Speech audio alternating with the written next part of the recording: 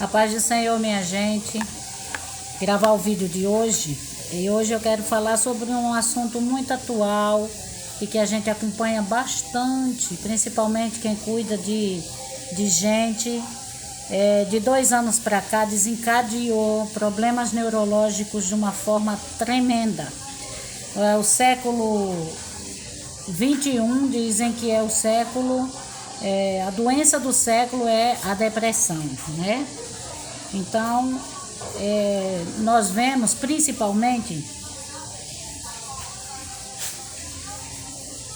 depois da pandemia, depois que desencadeou esse demônio de pandemia, que os casos se agravaram.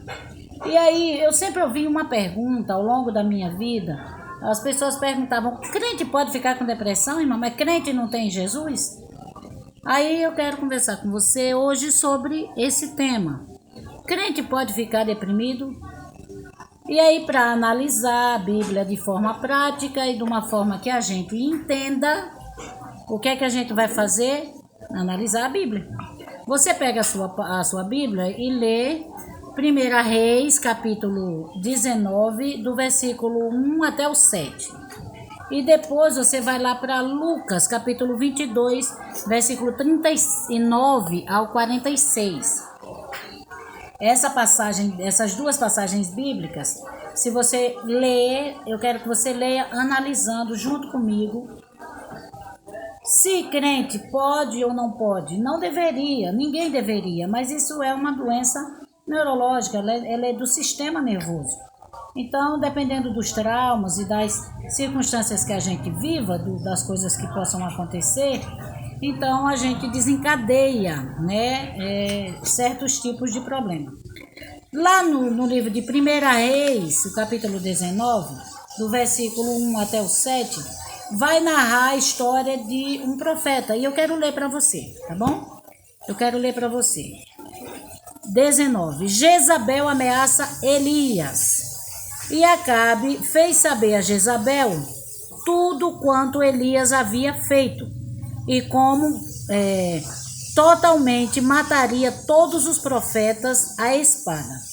Então Jezabel mandou um mensageiro a Elias a dizer-lhe: assim me façam os deuses e outro tanto, se de certo amanhã a estas horas não puser a tua vida como a de um deles. O que vendo ele se levantou e para escapar com vida se foi e veio a escapar com vida e veio a Betseba, que é de Judá, e deixou ali o seu moço.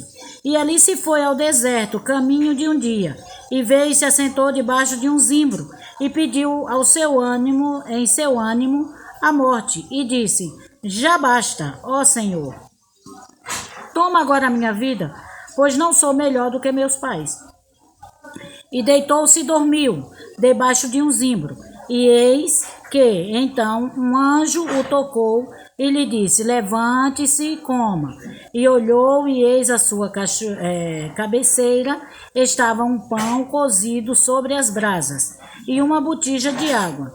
Comeu e bebeu e tornou a deitar-se. Deixa eu ver mais aqui. E o anjo do Senhor tornou segunda vez e o tocou e disse: levanta-te e come, porque muito comprido te será o caminho. Primeira passagem, tá bem? Nós vamos falar desse grande profeta, Elias. E a segunda passagem, eu quero que você medite comigo. Lembre-se que o conteúdo desse canal é voltado para a Bíblia prática, de uma forma prática. Lembrando também que qualquer interferência é porque eu estou gravando aqui na minha casa e aqui tudo pode acontecer, certo? Mas aí eu não vou parar, porque o assunto veio para mim agora, então agora que eu estou gravando, eu não tenho hora para fazer ou desfazer. A hora que vem o sentido, eu vou lá e faço e eu coloco aqui. Quem achar por bem, assiste. Quem não achar por bem, passa o vídeo. Esse vídeo é para quem se interessa em conteúdos práticos da Bíblia, de uma maneira simples de falar, que é essa serva do Senhor aqui falando. Ó, Lucas capítulo 22, versículo 39 até o 46. Deixa eu achar aqui, né? Diz assim, ó. Jesus no Getsêmani. E saindo foi, como costumava, para o Monte das Oliveiras, e também os seus discípulos o seguiram. E quando chegou àquele lugar, disse-lhe: Orai, para que não entreis em tentação. E apartando-se dele cerca de um tiro de pedra, e pondo-se de joelhos, orava, dizendo: Pai, se queres, passa de mim este cálice, todavia não se faça a minha vontade, mas a tua. E apareceu-lhe um anjo do céu que o confortava. E posto em agonia, orava mais intensamente, e o seu suor tornou-se em grandes gotas de sangue que corriam até o chão. E levantando-se da oração, foi ter com seus discípulos e achou-os dormindo de tristeza.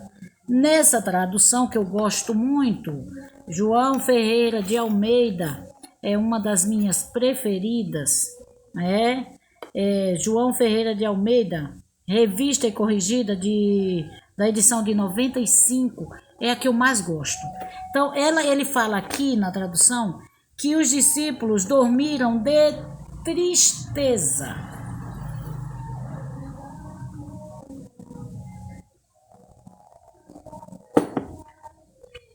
Os profissionais da saúde mental, eles com certeza têm uma definição clara, mas eu não sou uma profissional nesse sentido.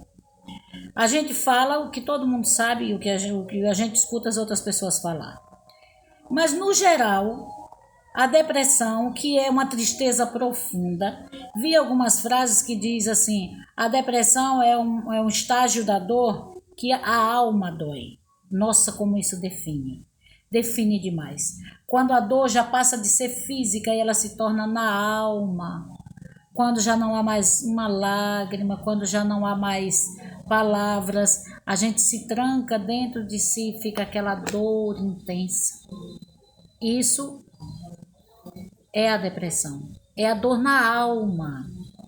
Então, o crente pode ter dor na alma, pode ter depressão, não deveria, irmão, mas todos temos.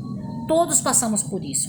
E nesse período tão difícil que nós estamos enfrentando agora, a pandemia, né, o coronavírus, todos nós estamos agoniados, atônitos, aflitos, preocupados. E alguns já tendem a algo mais grave, a algo patológico, né, que precisa de real intervenção de profissionais e às vezes de medicamento. Se você é crente e está passando por um processo bem difícil e está sentindo deprimido por causa de algum fato, algum trauma, alguma coisa que te afligiu a ponto de você estar se sentindo sonolento, querer se isolar, já assumir as palavras, sabe, você não querer mais nem questionar, ei, você não está só não. Tem um monte de gente que também passa por isso. E eu escolhi 2 pessoas, aliás, 4 pessoas, né? Porque a Bíblia fala dos discípulos aqui e eu quero deduzir que eram os mais próximos dele. Mas vamos deixar só os discípulos, vamos lá. Mas quero citar 2 pessoas que tiveram tristeza na alma. 2 grandes pessoas. A Bíblia diz que Elias era homem sujeito às mesmas paixões que nós. Ele não era um super-homem, ele não era aquela pessoa inabalável que nunca se abalava com nada. Não, olha só. Ele enfrentou 450 profetas de Baal e depois correu com medo de uma mulher. Ficou deprimido e pediu a morte. Quando a pessoa quer morrer, porque a alma realmente já está... A dor está no estágio da alma. A alma é quem está doendo agora. E ele disse: eu quero morrer, que eu não sou melhor do que ninguém não, eu não sei o que. Amados, deixa eu dizer uma coisa que eu ouvi alguém dizer alguma vez, algum líder meu, e agora eu não consigo lembrar quem, mas guardei o que ele disse. Deus o abençoe, quem quer que tenha ensinado isso para mim, que eu não recordo. Mas ele me ensinou em algum momento da minha vida que quando a gente passa por alguma luta muito grande, uma batalha muito grande, aí quando termina aquela batalha, a tendência natural da gente é desabar, porque a gente está muito cansado da batalha. Então é natural, depois que você tem uma grande batalha e tem vitória, você entrar meio num estágio de sonolência e de cansaço e de fadiga. Entendeu? É natural, é do ser humano. Então, pode acontecer com você, aconteceu com Elias. Elias enfrentou os 450 profetas de Baal. Imagine que ele ficou esgotado, irmão. Ele ficou esgotado, sem dúvida. Todas as batalhas esgotam. Então, ele já estava uma pessoa esgotada. E aí, ao invés de ele dar uma respirada, ele recebeu uma ameaça de uma mulher que não era qualquer mulher, era a Jezabel. A bicha era tão terrível que ela ainda é citada depois lá em Apocalipse, falando sobre o espírito de Jezabel, quando falou a uma das cartas, né, às igrejas. E não vamos entrar nisso agora. Então, olha só, Elias, ele deprimiu. Sintoma da depressão, e eu falo isso não é porque sou uma profissional dessa área, em hipótese nenhuma. Eu falo porque eu vivi isso, e depois de analisar pessoas que passaram por isso, e vivo com pessoas que passam por isso. Então, ó, primeiro sinal, moleza, desânimo, falta de coragem, falta de assunto, falta de diálogo, falta de argumento. Segundo, muito sono, muita moleza. Lá estava o Elias, triste, com medo, cansado. Talvez você esteja enfrentando tanta luta ao longo da tua vida que agora você esgotou. E Deus é tão magnífico, Ele entende você, Ele entende a gente. E Ele disse para o Elias, aliás, aí o Elias vai e dorme, de tristeza, de medo, de angústia e tudo junto. Aí depois vem o anjo do Senhor, acorda o Elias, aí diz, ô Elias, ali, acorda aí, ali, Elias, acorda. Olha, come, viu, porque você não pode ficar sem comer, tem que cuidar do teu corpo. Beba uma aguinha para se hidratar, viu? E durma, descanse. Então ele descansou mais. O anjo do Senhor chegou lá, come, acorda, sabe por quê? Porque a jornada é longa. Então, ó, se você está se sentindo deprimido, descansa. Dorme, mas não dorme demais também. Levante, quando acordar, coma, se alimente, beba uma aguinha. Tá certo? Se não quiser conversar com ninguém, não conversa. Se não tiver argumento, não tem argumento. Acabou a história, pronto, tá tudo certo. Tá tudo certo, entendeu? Só levanta, come alguma coisa. Porque a jornada não parou por aí, você vai vencer. Tá? Assim como Elias venceu. Depois ele ainda enfrentou aí um meio monte de coisa. Mas vamos lá agora para outra situação. Para você pensar, pense. Lá está Jesus, sabendo que ia morrer, 100% homem e 100% Deus, mas ali 100% homem. E a Bíblia diz que ele, extremamente angustiado, ele disse, estou angustiado até a morte. Jesus sentiu o que uma pessoa deprimida sente. Então ele te entende. Não tenta explicar para as outras pessoas. Amados, eu tenho uns vizinhos aqui que são maravilhosos, entendeu? Então eles ligaram um sonzinho lá atrás e aí agora nós vamos ficar com um fundo musical. Então vamos lá. Ó, talvez você escute aí. É lá fora para você ter noção, é lá fora. Mas eles ligam assim tão baixinho e tão agradável que a gente escuta dentro da nossa casa. Eita glória! Enfim, não vamos sair daqui, ó. Então Jesus disse, fica comigo. Quando a gente está deprimido, a gente só quer alguém por perto. A gente não quer ninguém para estar criticando, dizendo que a gente devia fazer assim ou assado, que a gente devia ter feito assim ou assado. Ô criatura, se a gente soubesse o que fazer, a gente não estava passando por isso, não. Aí vem aqueles que sabem a verdade de toda, né? Que sabe tudo, aí vai aconselhar. Aí fica, olha, faça assim, faça assado, você devia fazer assim, você devia fazer... Homem, cala a boca. Quando você for para perto de alguém que estiver triste... Fique calado, chegue junto e diga, eu tô aqui, entendeu?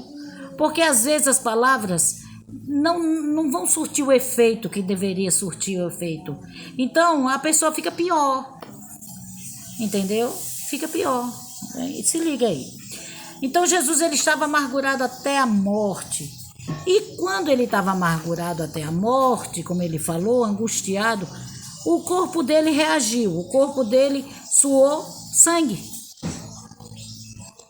Eu já ouvi alguém dizer que a leucemia, que é o sangue que se tem os glóbulos vermelhos que diminui, essa coisa toda, ela tem um grande índice de coisa que provoca emocional, entendeu? Por exemplo, traumas e problemas de ordem emocional pode fazer com que os glóbulos vermelhos diminuam. Eu não sou cientista, lembre disso. Estamos trazendo uma coisa aqui de forma prática. Então evita tristeza, evita conversa que entristeça. Mas quando a gente está perto de alguém que está triste, o que é que acontece com a gente? A gente fica triste também.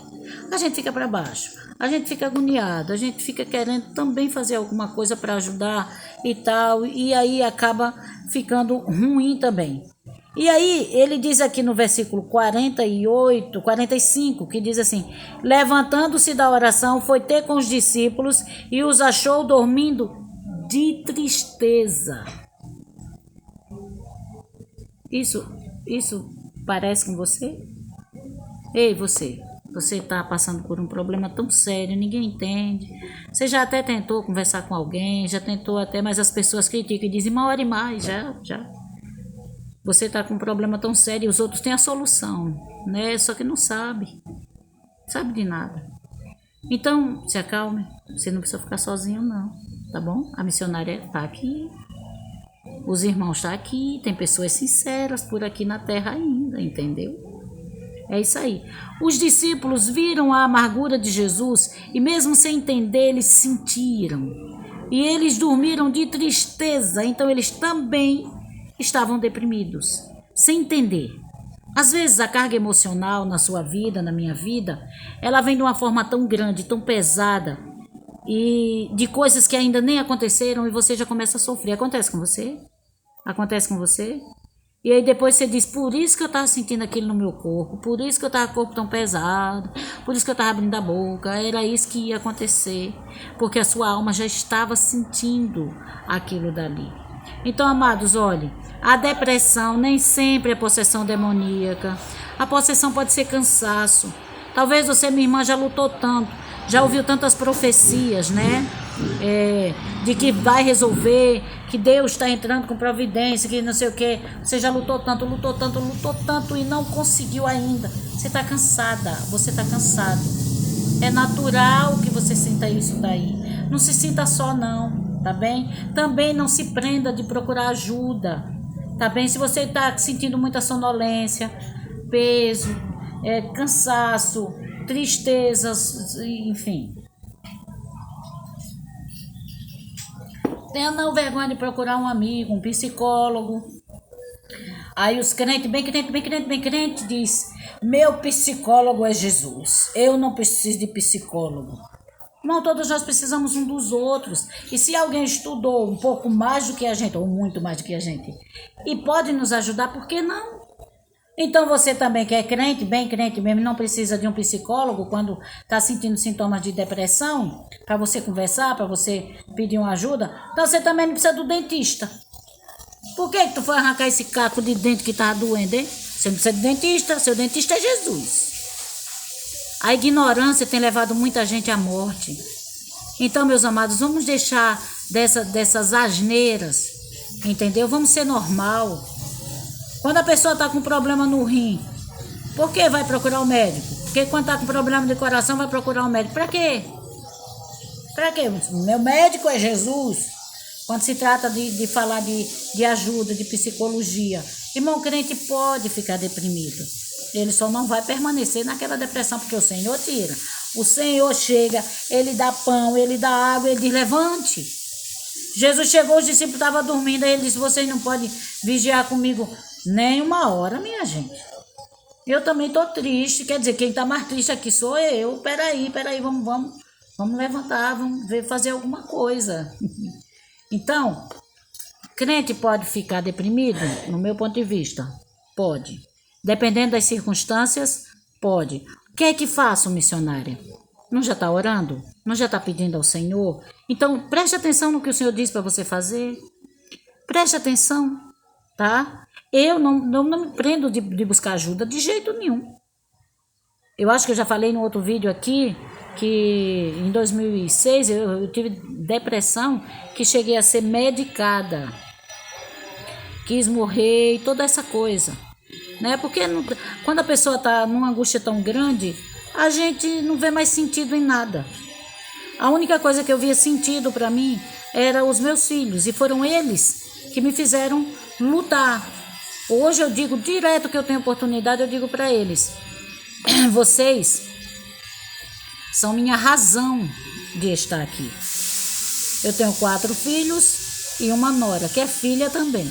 Então, meus 5 filhos são a minha razão de estar aqui. Foi eles quem me segurou para que eu não desistisse de viver. Não que eu fosse me matar, não era esse o sentido. Eu só queria que Jesus desse um cabo naquilo, entendeu? Acabasse com aquilo. Então, amados, pode um crente sofrer de depressão? Pode. Mas você não pode ficar nisso. Não fique com vergonha de pedir ajuda. Peça ajuda ao seu pastor, peça ajuda à sua dirigente. Se você estiver aqui por perto, eu estou aqui. É natural que a gente, na hora da tristeza, a gente fica com vergonha, porque diz, mas eu sou crente. E tem uma turminha aí que tudo para eles é demônio, né? A gente sabe que o diabo está atuando, mano, de todo jeito, em todos os lados. Mas se a pessoa já está ferida, o outro já chega dizendo que você está com demônio, está com demônio, está com demônio, para com isso. E se o outro está com demônio, então expulse, em nome de Jesus, expulse. Acontece que o corpo humano, ele é formado de várias e muitas coisas aqui. Mas nós temos sistema, deixa eu me lembrar aqui, sistema digestivo, sistema respiratório, sistema produtivo, aparelho reprodutivo, é por aí. E o sistema nervoso, que pode ser abalado. De tanta pancada, de tanta decepção, de tanta coisa, a gente se abala, irmão. A gente se abala. Então, no meu ponto de vista, é possível que um crente sofra de depressão? Sim, é possível. É possível que você esgotou de um jeito que você precise parar, buscar ajuda. A de Deus você já tem. E muitas vezes o Senhor está indicando você, faça isso e faça aquilo, mas aí você diz, não, o justo vive pela fé. Concordo. O justo vive pela fé. O que é a fé? A fé, acho que é Hebreus 11:1. A fé é o firme fundamento das coisas que não se vê, mas se espera. Você não está esperando a cura? Não está? Ela vem. Às vezes o Senhor faz um milagre que não precisa de ajuda de outras pessoas. Mas existem situações em que o Senhor indica você para fazer o que é certo, para procurar as pessoas certas, para conversar com as pessoas certas. Então, irmão, não vamos ser ignorantes ao ponto de ficar sofrendo sem buscar o auxílio do seu pastor, do seu amigo. Não fique morrendo na tuia, que nem a gente diz aqui no Nordeste. Tá bem? Se você hoje está sentindo sintomas de uma tristeza profunda, querendo ficar em silêncio, querendo se isolar, procura alguém, tá bem? Aqui no canal eu quero trazer sempre mensagens bíblicas práticas, porque estudo bíblico, essa coisa assim mais elaborada, nós temos muito, e eu aconselho você estude também. Mas nós temos uma galera muito grande de pessoas com dúvidas práticas, tão pequenas, tão fáceis de solucionar no dia a dia, entendeu? E eu sou apenas uma gotinha nesse oceano. Mas se eu alcançar mais um, que porventura esteja sofrendo, que porventura esteja sendo discriminado, porque é crente e está passando por isso. As pessoas botam logo, você está em pecado, você está em pecado. Lembra do Jó? Os amigos dele só acusando ele. E o Jó sabia que não estava em pecado e ele não estava entendendo o que ele estava passando. Mas era acusado o tempo todo. Jó buscou a Deus e Deus falou com Jó, né? Talvez hoje o Senhor esteja me usando para falar com você. Não fica assim não, tá bem? Eu também já passei. E tem muita gente passando e não tem coragem de conversar. Não tem coragem de dizer. Porque os amigos que estão ao redor vão dizer que você está em pecado. Ou que você está endemoniado ou endemoniada.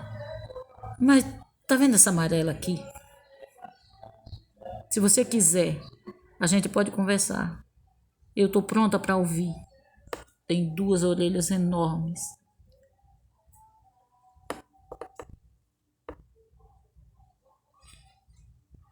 Se eu não tiver nada para dizer, eu vou escutar. Só não fique assim. Você não precisa ficar sozinho, tá? Você não precisa ficar sozinho. Procura alguém na tua cidade, procura alguém por perto que você confie. A Bíblia diz: contai aos santos as vossas necessidades. Procura teu pastor, procura teu amigo. Alguém também não vai dizer a todo mundo, por favor. Porque aquelas pessoas, vocês sabem com quem contar, não é? Porque tem gente que a pessoa quer desabafar e o outro já está disposto a estar com o celular ligadinho, pronto para quando a pessoa sair dizer: irmã, sabe fulano, vamos orar por ele, irmã, porque está assim ou assado. Então, essas qualidades você não abre sua